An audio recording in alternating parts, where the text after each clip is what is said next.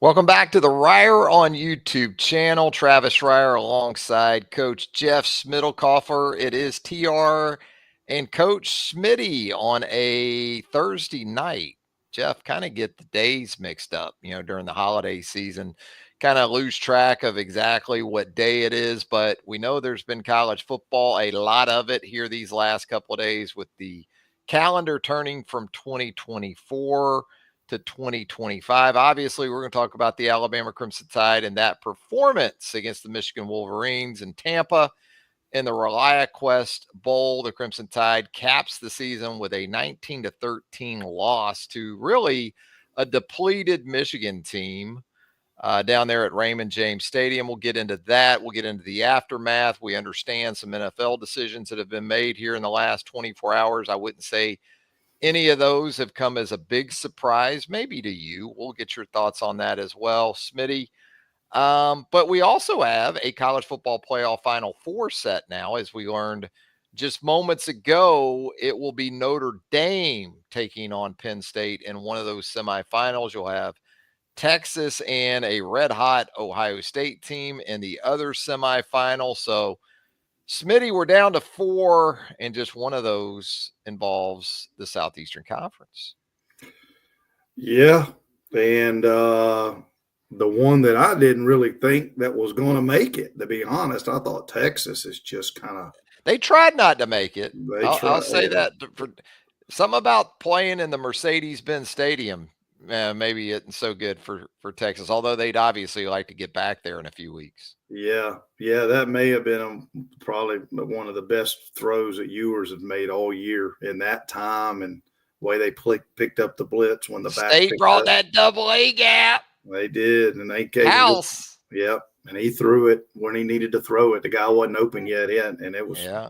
Hey, give Arizona State some credit though, man. Scatterboo and the boys, man, they were laying some wood. And Sam Levitt's a gritty, gutty guy at the quarterback position. You know. Yeah, they made some plays. That felt like a tough one for Arizona State, given that they came all the way back, 2 touchdowns, 2 2-point conversions, 4th and 13. I thought for a minute maybe Todd Grantham had hijacked the coach's booth for Arizona State and dialed up, because Todd likes to bring that double A gap. He'll bring those safeties and run them up through there too. The former Florida and Mississippi State and University of Georgia defensive coordinator. But so your thoughts on what we got left here before we get into Alabama extensively, and we're live. So if you'd like to jump into the show chat out there, jump in, give us your thoughts on the Alabama Crimson Tide, college football in general.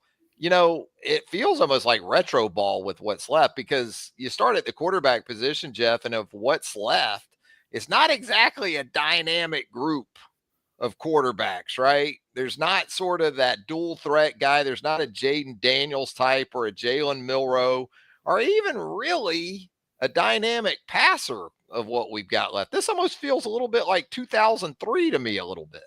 Yeah, just processors, right? Yeah. Understanding situations, manages. You don't have to have that 4-4 guy back there. I mean, guys the kid tonight for Notre Dame, wow. He made some plays, and, they got that 5-yard penalty down there on the 4th down play, and that was a great call with the sprint out and the curl right there. But I think all 4 teams left. I'm a line of scrimmage guy. Love it. I know you love it. Dudes, even Texas signature is like they're going to let you hang around, but man, they got so inconsistent. They are, and I probably the most inconsistent team left in the tournament. They are. I think Texas and Ohio State in stretches are the most impressive teams that are left, but Texas hasn't been able to match Ohio State's consistency in the playoff as of date. I think you got to say Ohio State through these 2 playoff games has been clearly the best team. What we saw in the first half alone against Oregon out in Pasadena a couple days ago was as impressive as anything you'll ever see. I'm not a big Will Howard guy at the quarterback position, but he has been exactly what they wrote the check for in bringing him in from Kansas State. And whatever you think of Ryan Day and Ohio State, that roster, that payroll at Ohio State, it's lived up to it in the playoff. Maybe didn't in the regular season, but in the playoff, it has been what it was supposed to be. Well, I remember flipping on the ESPN watching their spring game in May or April. And I said, there's not a better roster in football. No. You can see that now. I mean, didn't know what they were going to do with it. You know, You never know how this money affects these kids. But, isn't it funny? This 2-3 weeks ago, we were talking about Ryan Day might get fired. Yeah. And how Tennessee was going in there. And look at this new format. Yeah. Ohio State's not in it in the old Pick 4. No. They're not in it. He probably is fired, or he could have been fired. Although the president there at Ohio State, he was pretty adamant, through all this that no, he's coming back for another year. So perhaps it wouldn't have mattered. But your point is pinpoint, because with the 12 team, look at the teams that are left that wouldn't have been in it. Pretty much all of them would not have been in it, because Oregon gone, Georgia gone, Arizona State gone, Boise gone. That's your top 4 seeds right there. The 4 teams that got the buys, they went a collective 0-4 in the quarters. Yeah. Yeah. And like I said, do you see those teams like they used to do it based on if those are the 4, like you said, for those 4 teams are out? Or do you go back and see them like what had been Oregon, Georgia at 2, and then I don't think Boise gets in at all in the old format. Exactly. So, they were overseeded, obviously. Is 12 too many? Maybe. But I did not agree with the seedings. I thought the seedings were screwed up. I don't mind the 12, but what it does, it doesn't allow a TCU to back themselves into a national championship game. We all saw that 2 years ago. Yeah. You're at least going to have to put a couple of wins together to see. Even if you knock off a Michigan like TCU did before getting to Georgia, they would have had to have, validated that in another round against 100%. Quality opposition. It kills me because I'm not big on Penn State. I'm not really a huge James Franklin fan. They crap the bed consistently in the biggest moments, really against top 10 competition. You can look at that throughout the years. But when I watch Penn State play football right now, and I think Nick Saban has talked about this too in the last day or so on ESPN. I tweeted this a couple of days ago. They may still go fetal when the stakes get a little bit higher coming up here in the semifinals. But just in terms of how they're made up, Jeff, with your lines of scrimmage that you love so much, 2 backs that are the real deal. And if the quarterback's going to continue to play like this, kind of like Ohio State, Will Howard's going to play like this, and if Penn State's going to get this kind of quarterback play, it's not all that difficult to see an all Big Ten final with those 2.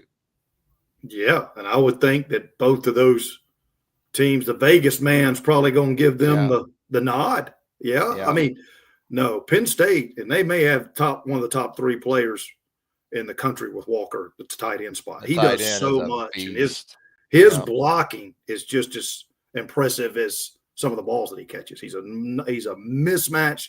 The quarterback knows where to throw it to him. Yep. And, that one catch he made there to ice it, and I'll give Boise credit. Now, the Genty kid, he got my respect the other night. He real deal, man. He's the real deal, man. Yeah. And that was just a roster game. But you're right. I just thought that the right tackle for Penn State and the left guard, man, they are mashers, and they just their defensive front and their front 7 can go too now. Yep. They're not plotters. They're not just 2 gappers and those kind of guys. They're dynamic, and they have playmakers over on that side of the ball. Now, again, it's James Franklin. It's a James Franklin team. We'll see how they handle it. But, I mean, you've already been in this format for 2 games, and you're 2-0 against, it hadn't been the best competition in SMU and Boise. You could make a statement that they really have faced 2 group of 5 teams. But that shouldn't impact their confidence at this point, should it? I mean, that should be a confident football team going into a matchup against a team in Notre Dame that's going to be fine playing the kind of game that Penn State likes to play.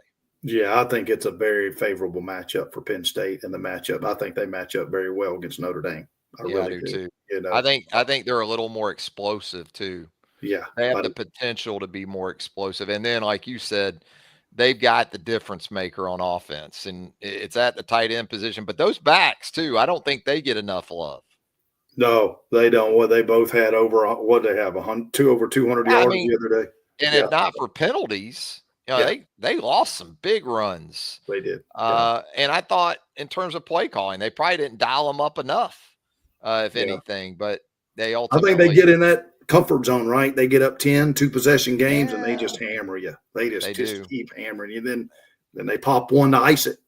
So close out games, yeah, close out games. yeah, and they don't Uh, turn it over. They don't turn it over either. so we talked the college football playoff. Eventually, we have to get around to the University of Alabama football team.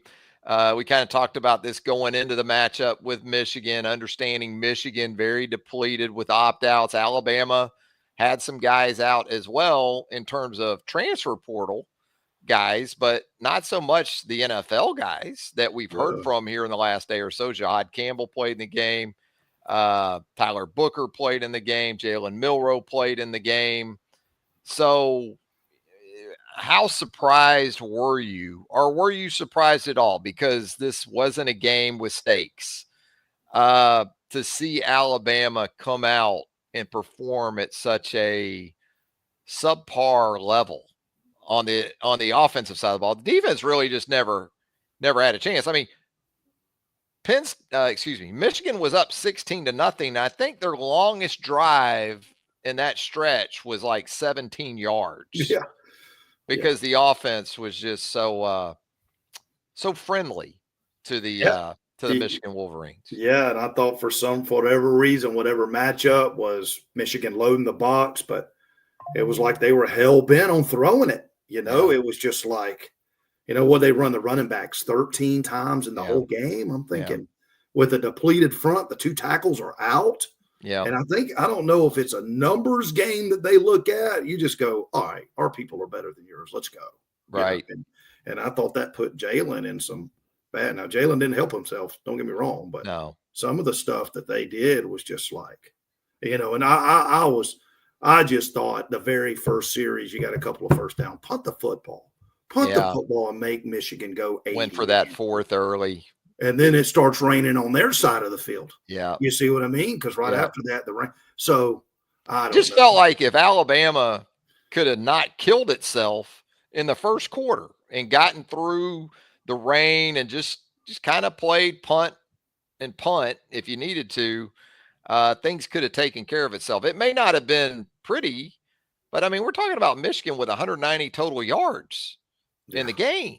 Alabama with just 260, but boy, the turnovers just so catastrophic. And for Jalen Milroe, that's going to be part of the legacy, especially over the second half of what turned out to be his final season as the Alabama starting quarterback. Now, not all of those turnovers against Michigan were his fault. Obviously, it was hit trying to throw the football. That's been a problem. You had some issues with Caden Proctor going into the game. You think ahead to next season, Jeff, and let's stay on the offensive side of the ball, understanding Justice Haynes not going to be there, transferring to Michigan at the running back position, but Jam Miller expected to be back, who was primarily your top guy of those two. We're seeing or hearing that Alabama in the market, maybe even for a transfer portal running back, Rasul Faison of Utah State, according to Pete Nakos of On3 Sports, is taking an official visit to Alabama this weekend. That's pretty interesting, I would say, especially with A.K. Deer, one of the very best running back prospects for the 2025 class, set to enroll with the Crimson Tide. But quarterback, running back, offensive line, I think Jalen Milroe's legacy should be that of a very successful quarterback at Alabama. It just seems like, again, there wasn't a lot of middle ground for Jalen. The highs were incredibly high, man.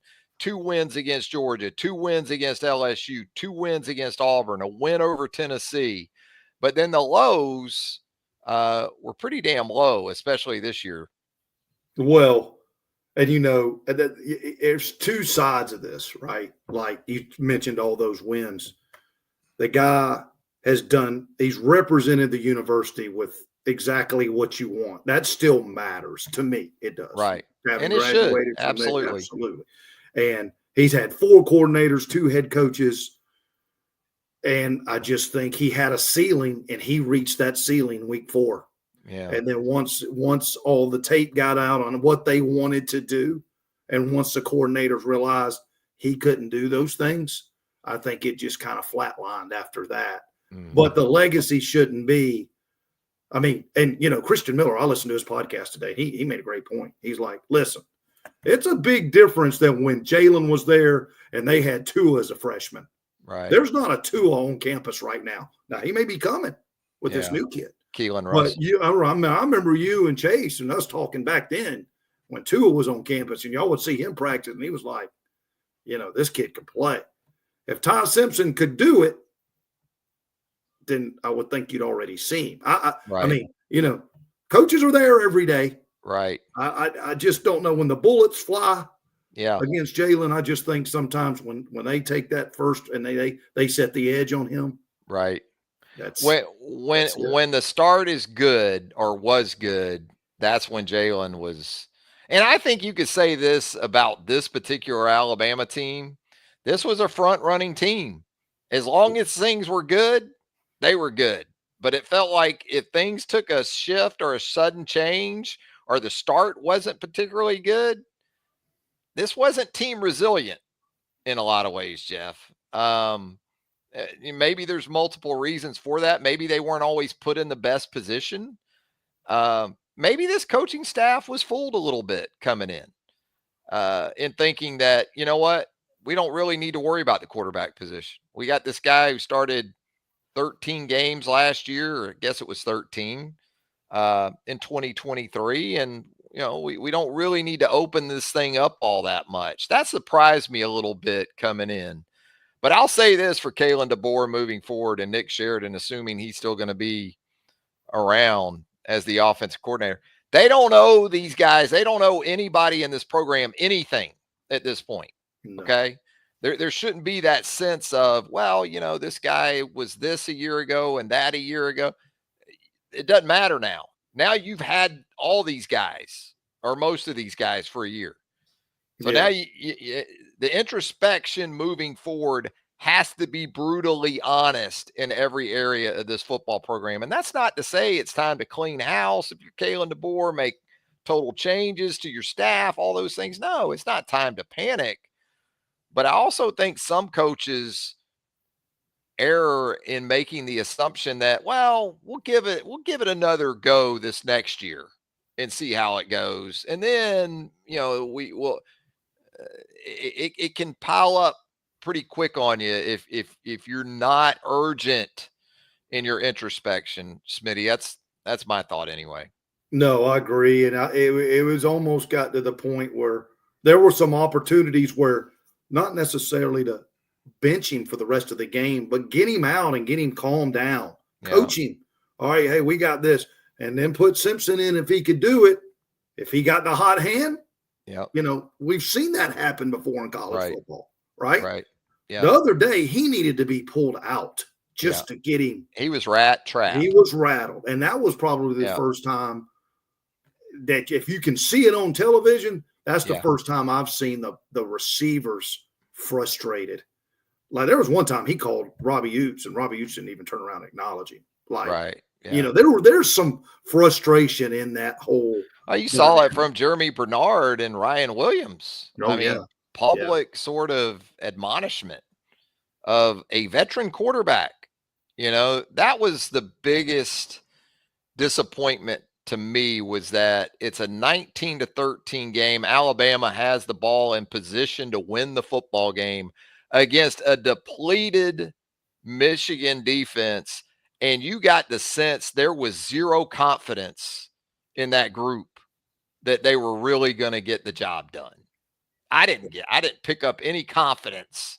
I didn't have any confidence in Alabama getting it done right there. So that's rough when you're talking about a veteran quarterback, veteran offense, and you're going against a depleted Michigan defense. Well, and it's 1st and 10 at the 15, 55 seconds left, and you got 2 timeouts, and you never try to threat with the run the lead play that Jalen broke for 50 right before half. Yeah. You know what I mean? Run. Yeah. I mean, you can then bang a timeout. I mean, they throw it 4 straight times in ball game, and I'm like, and 2 of them wasn't even in the field of play.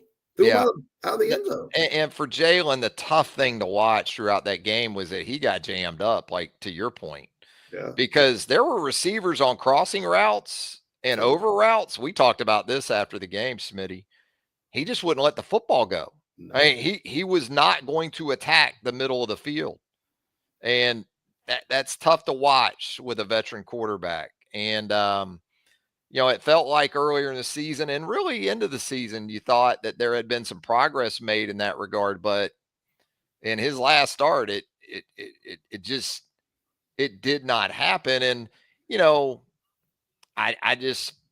I don't think the program from Nick Saban's last year at the helm through Kalen DeBoer's first really sustained much of the culture that had been in place. And when I say culture, I'm not talking about DJs at practice. I don't care about any of that, right?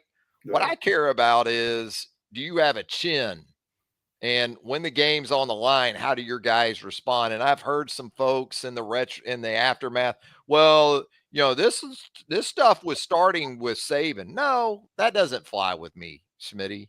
Right. Because, okay, after the Vanderbilt loss, if you wanted to try to run that coping mechanism at me, okay. But after you lost to the second 5+ loss team on your schedule, that went out the window because the old man didn't do that. No. He didn't lose to 5-loss teams, 6-loss teams. So whatever you thought about 2023, his last year, the bottom line is they won 12 games, won an SEC championship. Okay? So don't associate Nick Saban with what we saw, especially over the last couple of months of this season. Don't do that.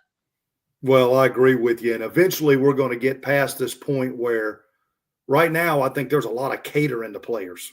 And at some point, like you said, that's why Nick got out. Exactly. And like you said, you're going to have at some point, it's got to be tougher and you're going to have a chin. And if you don't want to be there, right, adios. I mean, I just don't know if Coach DeBoer's that guy. Will he do that? That's why I say there has to be brutally honest introspection. And that may mean people you care a lot about and want to see succeed. It may not be the fit. It just may not. There's no one I know that doesn't want to see a lot of these guys, especially the guys that carry themselves in an exemplary manner, like Jalen Milroe, that there's not any people I know that don't want to see those kind of people succeed. Right. But at the end of the day, the fit has to work, and it starts at quarterback. So that's where the introspection really has to start too. I don't care if it's Ty Simpson. I don't care if it's Keelan Russell. You need to identify that guy and go with the guy that's going to best fit who you really want to be offensively. And whether that's Ty Simpson, if it's Ty Simpson, great, good. But this whole, Ty's waited his turn like Mac Jones. Well, Mac Jones waited his turn in a system and for a head coach who recruited him and could envision him one day perhaps being the quarterback at Alabama. Kalen didn't recruit a lot of these guys. Right. So, but again, if it is Ty, great. If Ty proves that he's the best fit for this offense and this team moving forward, great. But, Ty didn't wait his turn in Kalen DeBoer's offense or in Kalen DeBoer's program. He did part of that in Nick's program. So this isn't Mac Jones all over again. No, and I agree with you. And I think a lot of it too, Trav, is that this whole portal thing, I think some of these coaches are scared. They're scared to coach them. I mean, and be honest with it, because they're worried about it. They hurt their feelings. They'll leave. And Yeah. the portal it's is a step totally away. changed. So when I say the culture, I'm not really even as much on the shift from Saban to DeBoer. I do think that's part of it. It's college football culture in general. Yeah. Going back to the last 3 or 4 years, it's entirely different, which is again why, in large part, Nick Saban is on ESPN and not coaching Alabama anymore these days. But so what do you think in terms of the to-do list for Kalen DeBoer moving forward from a coach's perspective, watching what you watched, Smitty, this season? Where does it have to start for him? Well, I mean, he's an offensive guy, right? So it's got to start on that side of the ball, because that was where the struggles were. I thought the defense showed some improvement this year, but I think you start from the center out, man, and go, okay, evaluate it, because that, and then they were talking about it tonight. We've got these massive offensive linemen, and they can't move. I mean, people are when Washington, Brailsford came from Washington. He's not a very big guy. He's probably fundamentally the best guy of that's what they want. Yeah. That's what he wants. He doesn't want 360 at left tackle. I mean, if you watch Washington in 2023, that offensive line with Rosengarten and Brailford, that wasn't like what we saw at Alabama. Now, Tyler Booker's going to play in the NFL a long time, okay? I mean, we're not really talking as much about that. But I think it's a huge offseason for Caden Proctor. I know a lot of people have already said, oh, he's 3 and out. I don't see it right now. Yeah, no. I think it killed him last offseason, the whole bull stuff with Alabama to Iowa back out, because he needed that offseason in spring after his freshman season, Smitty, more than anybody, and he really didn't get it. Right. And so now, and now he's got a shoulder. So does that have to be repaired? What does that do to him for the offseason program? Those type of things, that you take into account. Well, we've talked about this too, and I don't know. There's a lot of extra weight around the midsection of some of these guys, offensively and defensively. And it seemed like it got bigger as the season went on. Guys got bigger, it seemed like. Yeah, tonight, they kept talking about how Georgia's, they're the same way. I mean, they're 340. They out manned Notre Dame tonight by 50 pounds a guy, but they can't block them. They can't move. And it's just like, Kirby loves big people. Kirby's like, that's his thing. He likes, but I don't know, man. That's where I start. I'm an off the line scrimmage guy. And we got the dudes on the outside, but like yesterday, Oots gets beat off the corner fire, and it looked to me that it was we're just slow. I think we just need to trim down a little bit. And if you're not going to play, because they're running outside zone, they'll run some gap scheme. But it's like, if you're going to get out there and run, look at the O linemen in the NFL now. They're all 6'6", 315, and they can move. You know, you don't see 370-pound guys in the NFL anymore. I think this is where you do give DeBoer a bit of a pass because of the timing of when he got in last year, right? And you kind of got what you got, and you're just in sort of survival mode with your roster too, not just in terms of trying to re-recruit guys to stay, but then the pieces you're adding and, is this what's really your approach to strength and conditioning and nutrition and, all those things that add up. So you would think now with time as something that DeBoer's benefited from, that won't be as much of an issue. I would anticipate spring, summer, getting into next August, this football team looking a lot different too, with an emphasis more maybe on the offensive line and, some of those areas. I agree. And I think, it starts, the equipment manager, when I was there, they on the road, they had shoes. The other day, there was a shoe problem. Yeah. That I mean, that was crazy. and everybody knew the weather, so that's Right. not Somebody, something. and Yeah, that's where I think the attention to detail from the previous staff with the head man, that would have never happened. He would have right. known it when it was coming. He was that guy. And Yeah, maybe there was everything. somebody there. It just didn't look Yeah, like it, but I right. mean, I just start with the whole program and say, okay, this is where we're at, because that the fan base. We've been in it a long time. Yeah. This ain't going to cut it. I mean, No. it's not. That's why I say urgency. Yeah. Because if you think you're going to kick the can down the road a year or so, ask Mike Shule about that back Yeah. after the 2005 season, when you thought, hey, we won 10 games, everything's great. You don't really need to address anything. And then a year later, you're out. Yeah. Now, it helped that apparently there was interest from Nick Saban, maybe to come in there. It's a lot about who you're going to hire. And I still think Kalen DeBoer can get the job done at Alabama. It's not that. It's just that he needs to be decisive moving forward in every aspect of the program. 100%. And I think he's getting introduced to the pressure cooker of what that job entails. And it is 365, 24/7. And sometimes has to be the answer to a lot of things that you'd rather say yes to at Alabama. Right. Yeah. And I just like to see more definitive on, that's your job as a coach. If you see a kid struggling, get him out. You've recruited well behind him. You give the twos reps. I'm not saying have a quick trigger, but you remember back in the Spurrier days. Yeah. He would yank you quick. Yeah. Terry Dean and all those guys that played for him.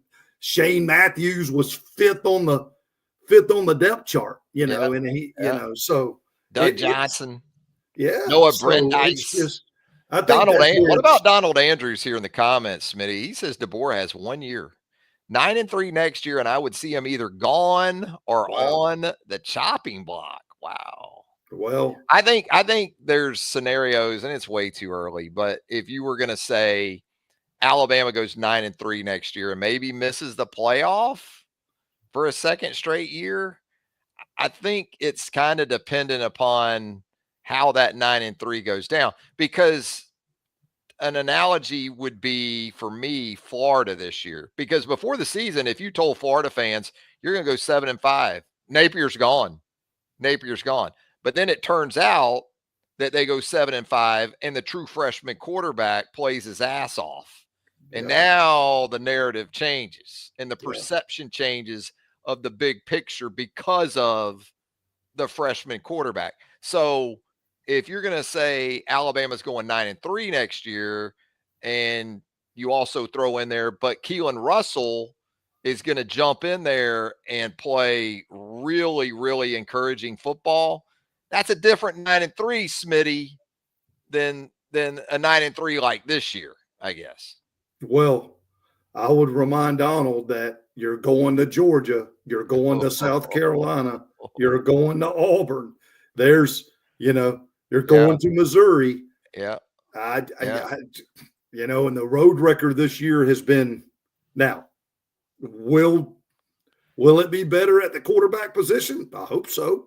But, you don't know. So there's parts of me that agree with Donald. I'm just saying I'm with you. Like, in my opinion, Napier may be the coach of the year. In this conference, because with the schedule that Florida had, that he had, and then he had to go to the injuries. He did a pretty good job. And won a bowl game. So. Well, and this is, I think Lumpy Diz makes a good point here too. He says if DeBoer gets fired after another 9-3, Alabama becomes Nebraska. I don't know about that. I think the implication being you start firing head coaches after 2 seasons where they go back-to-back 9-3. Good luck finding a head coach. I think there is some caution that you have to take there. Bama Girl 2020, I think, makes the point right here. Got to be better on the road. I mean, 100%. You outlined it. The road games are going to be tough, but it isn't the tough road games that were the problem, or the perceived tough road games. His road games against 6 lost damn teams. Yeah. Yeah. Yeah. I mean, you can't lose to Vanderbilt on the road. Oklahoma was a 6-16. That's the difference. The old man never lost to those type of teams. I mean, he did, but I was trying to think about it. From 2008 through 2023, how many 5-loss teams did Nick Saban lose to? I'm struggling. I struggled to come up with any. So, and look, that's everything I will say this for DeBoer. Everything we're talking about, he signed up for it, right? Yeah. And so you got to give him some credit for that. Yeah. And I agree with Bama girl. She's spot on. Like if you have got to take care of your business on the road, and there was nobody better. And I know he gets compared, but a lot of people don't remember the Mike Dubose years and all the way. I mean, Stallings' early years. For the SEC some seasons on the But road. Coach Stallings, you're talking about a team having a chin. They had, Yeah. I mean, the old man, that was a tough. His way of doing things was his way, and he was definitive, and and then you went through the whole process. But I don't think we're there yet. No. I agree. I think DeBoer needs to get his people in here, but when you get them in here, like you open, every job is open, and then when you and then stick with it. Don't bring in a guy and put him automatically in front of a guy that's been here. Yeah. I that's one of the portal things that I hate. Like they'll get a guy out of the portal and go, okay, well, he's automatically better than the redshirt sophomore that's been here 3 years. Yeah. Yeah. And you see a lot of that. And I think you lose your fabric of your team when dynamic. Absolutely. Dynamic. Yeah, I agree. David Davenport here in the show chat says everyone thought this was the rebuilding year, but next year is the rebuilding year. They will have to give DeBoer a third year. I mean, I agree, unless the roof just totally caves in. I don't see it after another 9-3. Again, especially if it's a season where you're seeing signs that say quarterback and you're seeing the fit really start to take place, and there's a lot more consistency, especially on that side of the ball. Because let's be honest, that's why you brought Kalen DeBoer in here, right? In large part. I mean, he's obviously a good enough coach to get you to the championship level as a head coach, but his background is offensive football. And, that's what you're going to have to see, I think, in year two to feel comfortable about the future moving beyond that if it is another 9-3 scenario. Yeah. And that's what the first time we've had one, I guess, offensive coach, head coach since Shula, I guess, right? Yeah. 18 years, 19 years. So, yeah, he's going to have to, if he's this offensive guy and the quarterback whisperer, that's where, you're going to have to get better play from there. But I don't, like we mentioned earlier, I don't think it's got to be a guy that stands back there 40 plus times in the pocket either. I mean, rely on, they get the kid from Utah State, fine. But I mean, I'd like to see Richard Young and Daniel Hill yesterday a little bit. Yeah. Give them, it's a bowl game. Give them a third one. It's going to be a quarterback centric offense. Yeah. Well, it just is. It's not going to be a place for a Derrick Henry under Kalen DeBoer. Well, and that's why I think you better get the right quarterback that can stand in there and anticipate and deliver the football. Because that's what it's going to be predicated on, I think. Well, at some point too, you're going to have to be able to move people. And I agree. We saw situational football. They failed at. We probably saw a national championship go by the wayside with Bryce because we couldn't get a yard when we. So we got to be really, really careful. I think there's a balance. I'm not necessarily 50-50 guy. If you're running it 65 times, I mean, none of these teams that are left outside of Texas. It's bull ball. Yeah. And that still works, by the way. Now, Ohio State's showing you though. They can do both. That's a beautiful thing. SK here in the show chat says, "Hey, Arizona State did it in a year." Come on, SK. I mean, hey, give Arizona State a lot of credit for a hell of a performance against Texas. in Atlanta, but we're not really going to compare that league to what DeBoer's going up against, are we? I guess you could say relative to Arizona State's program and its history. Absolutely. Kenny Dillingham has done a hell of a job out there in Tempe, but little different animal, Smitty. Yeah. You're working under the radar a little bit, which can help you. You're not under the spotlight either, like you are um, at No, that Alabama. ain't that. I guarantee you, it's not the pressure cooker No, out not in even Tempe. The close. temperature's higher in Yeah, Tempe, but not the yeah. pressure.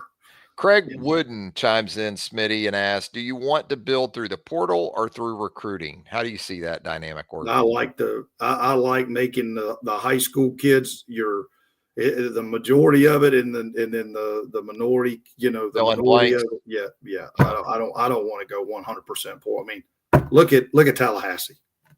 I mean, there's your Yeah, you don't get it. It makes you wonder about Miami next year, yeah, because they kind of felt like Florida State last year, this year. And now yeah, the quarterback, Cam Ward, moves on, and um, we'll see what Mario's got. Mario's not exactly a difference maker on game days.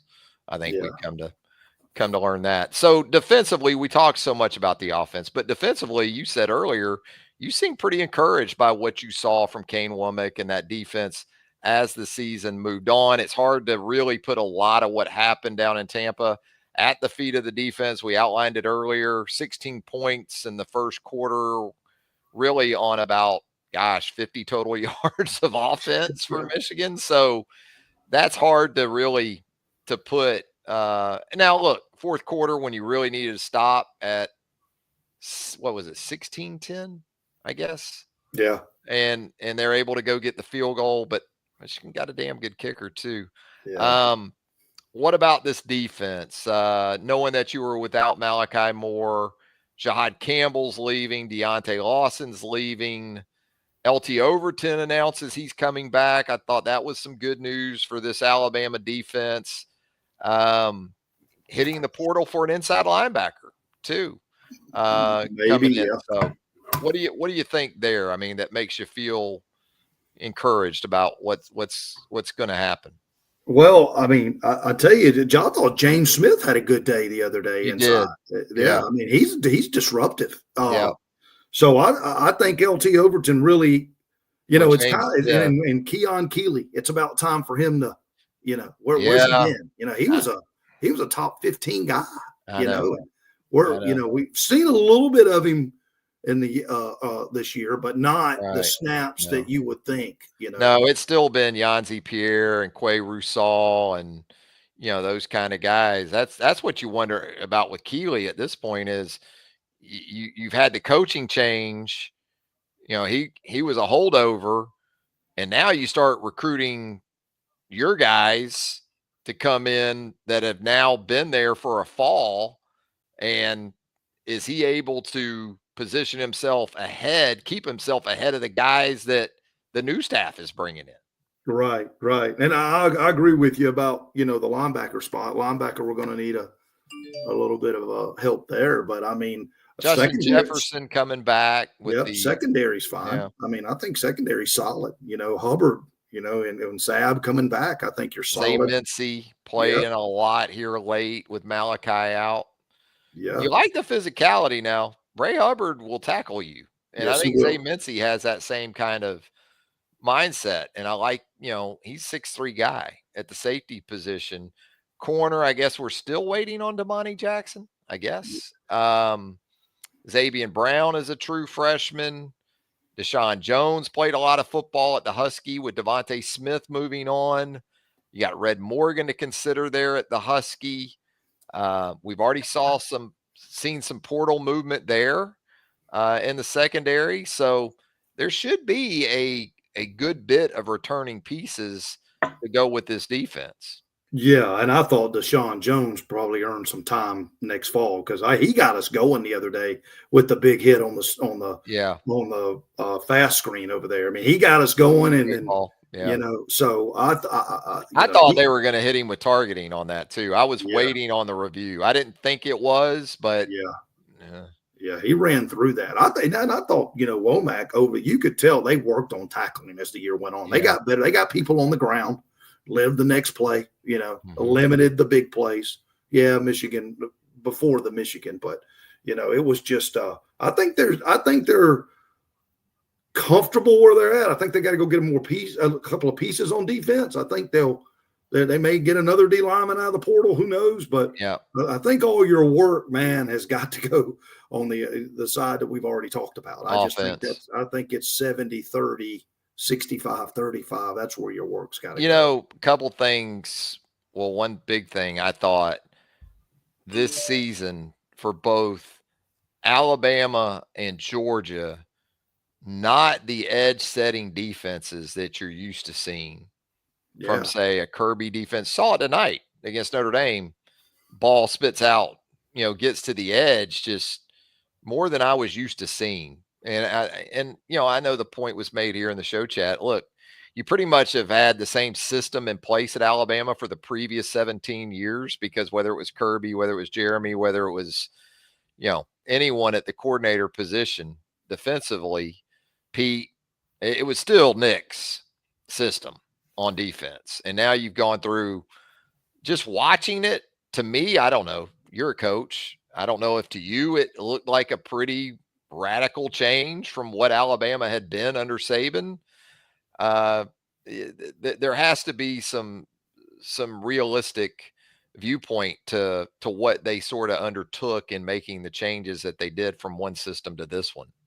Well, it's so crazy is that everybody went to the 3-4 to stop, to set the edge, and nobody can set the edge. I thought Bama this year was better setting the edge than last year. Really? Yeah. Yeah. I mean, we gave up what most people, they'd run right at us, right.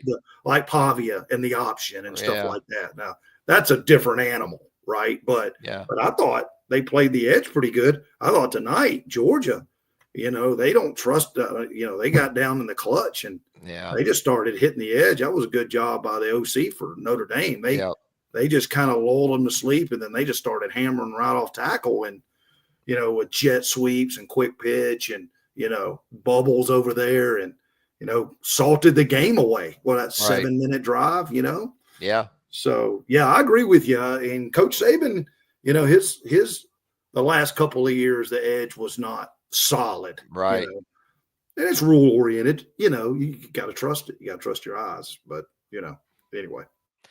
Does it seem like intent on creating more takeaways in the process in watching defenses like you do, that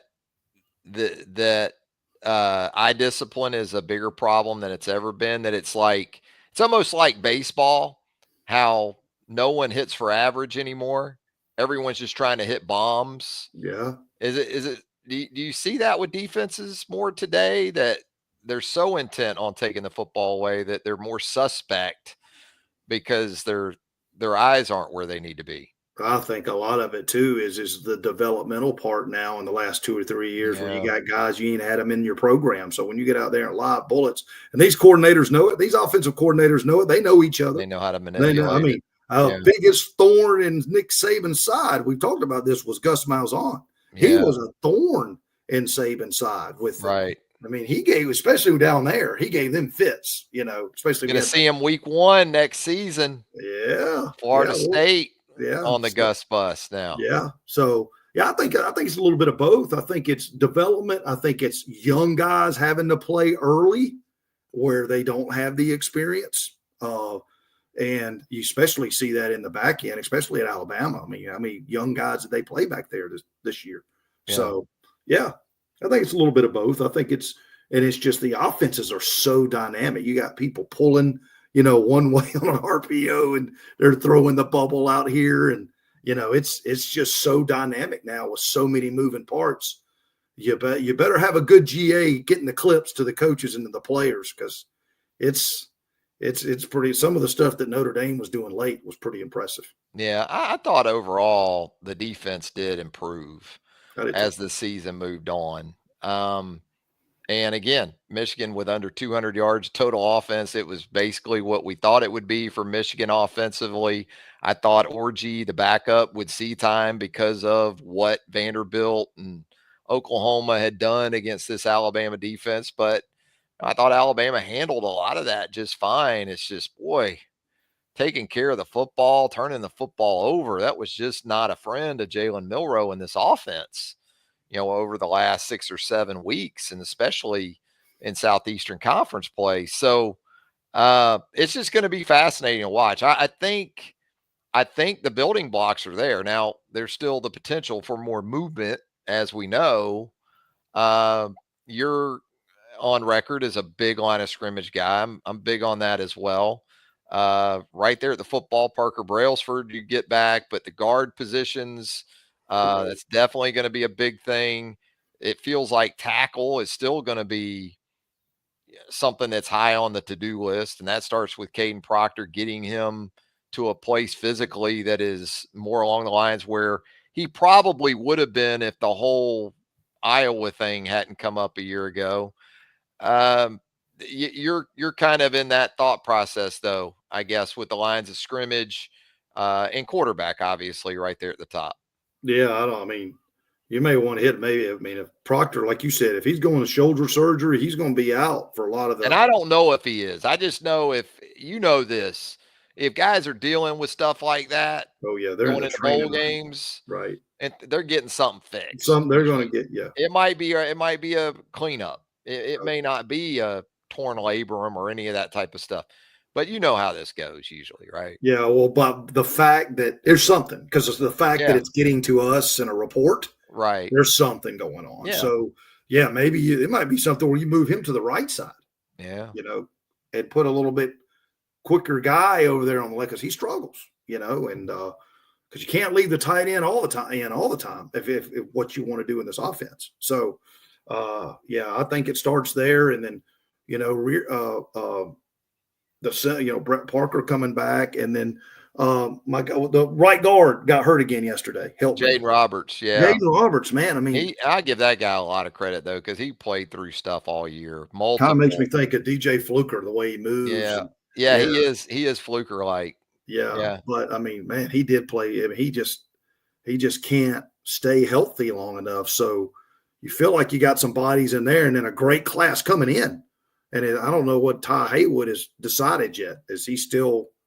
Yeah, I think that I'm not sure. I thought that had sailed maybe, or maybe it hasn't. But I don't know. I hadn't seen anything. But the 3 or 4 kids they got coming in, may be pushing for some time too. So yeah, it's like I said, I appreciate Kalen.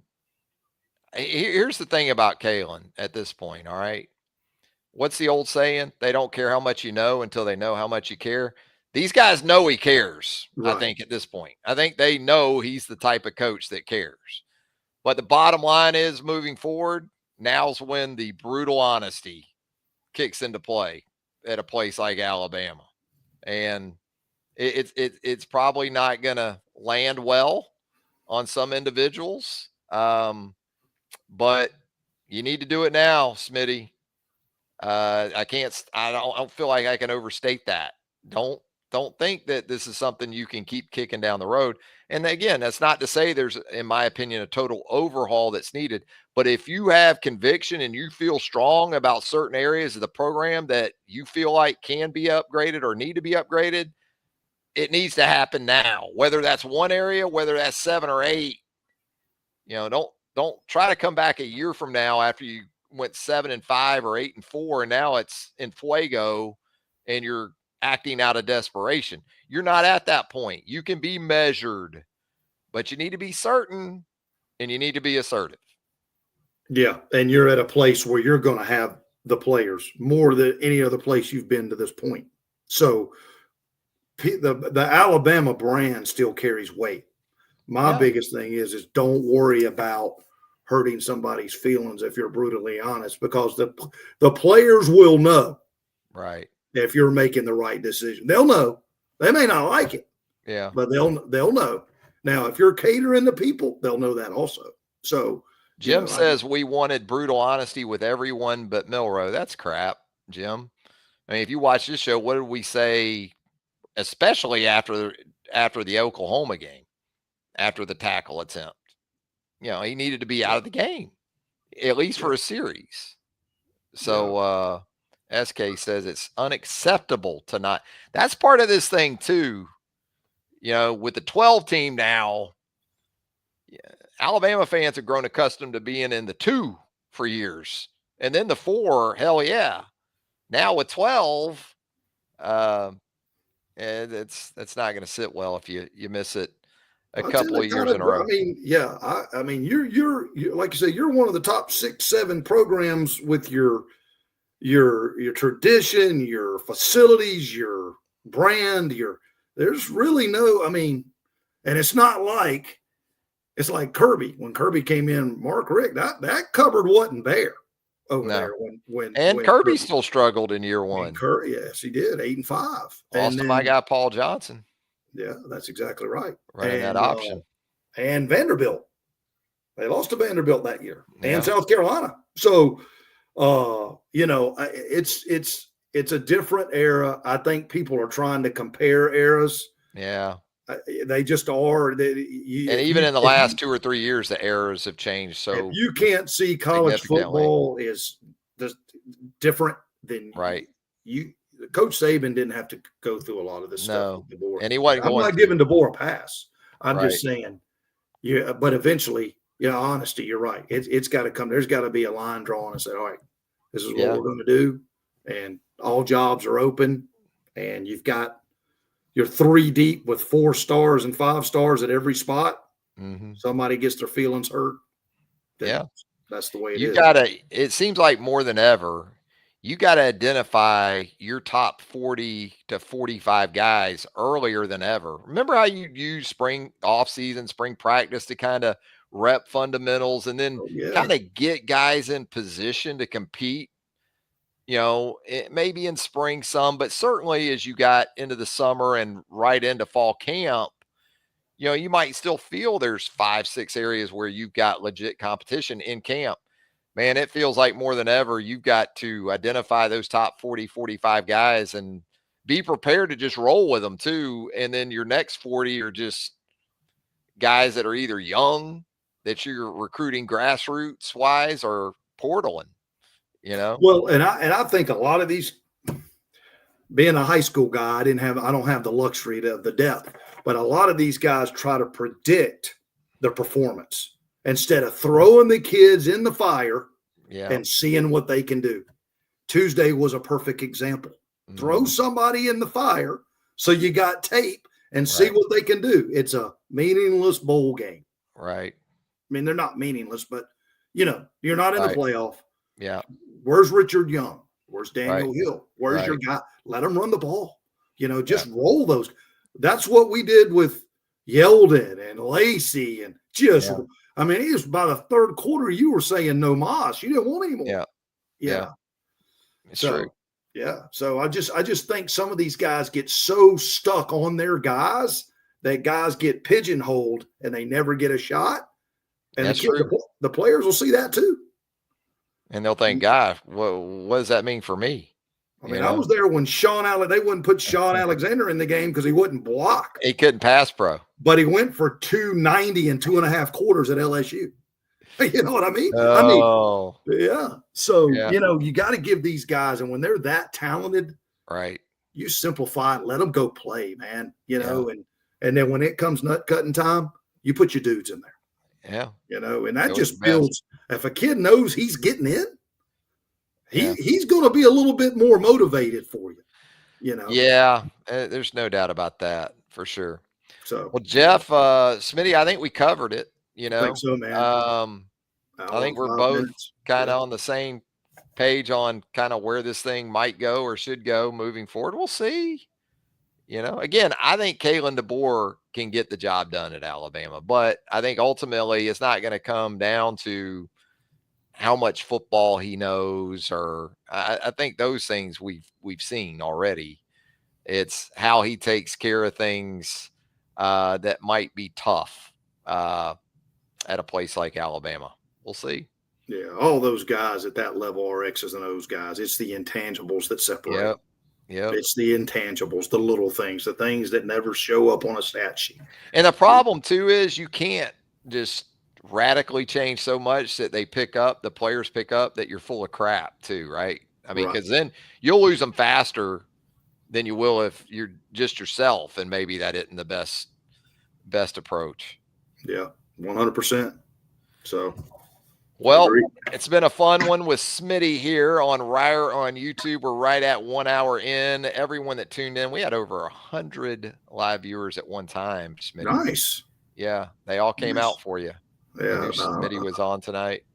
And so here they come. We really appreciate you folks tuning in. If you haven't subscribed to Reier on YouTube as of yet, we certainly hope you'll hit that subscribe button right now.